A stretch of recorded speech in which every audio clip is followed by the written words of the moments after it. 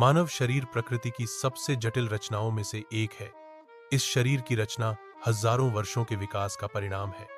हर व्यक्ति का शरीर थोड़े बहुत अंतर के साथ विशिष्ट होता है, चाहे वह ऊंचाई हो, त्वचा का रंग हो, अंगों की लंबाई हो या फिर पसलियों की संख्या। एक रोचक तथ्य यह है कि लगभग 8% लोगों में एक अतिरिक्त पसली पाई जाती है। इसे चिकित्सकीय भाषा में सर्विकल रिब कहा जाता है। यह लेख इस विशेष शारीरिक संरचना के विभिन्न पहलुओं जैसे इसका कारण, प्रभाव, चिकित्सा दृष्टिकोण, ऐतिहासिक संदर्भ और वैज्ञानिक शोध को विस्तार से समझाने का प्रयास करेगा।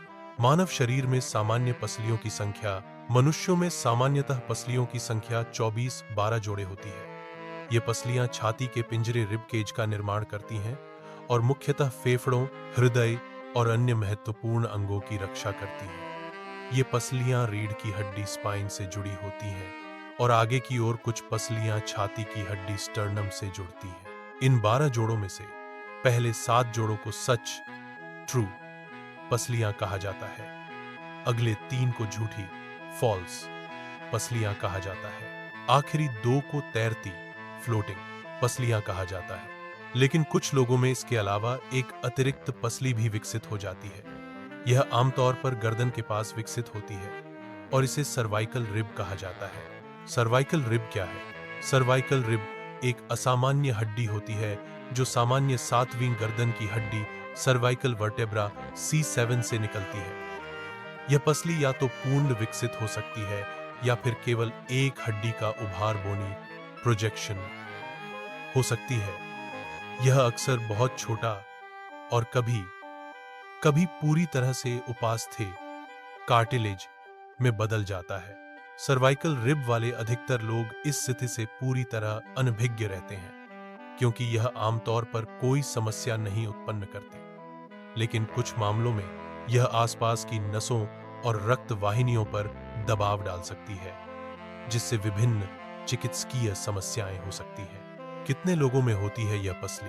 आंकड़ों के अनुसार लगभग 1 से 8% लोगों में सर्वाइकल रिब पाई जाती है।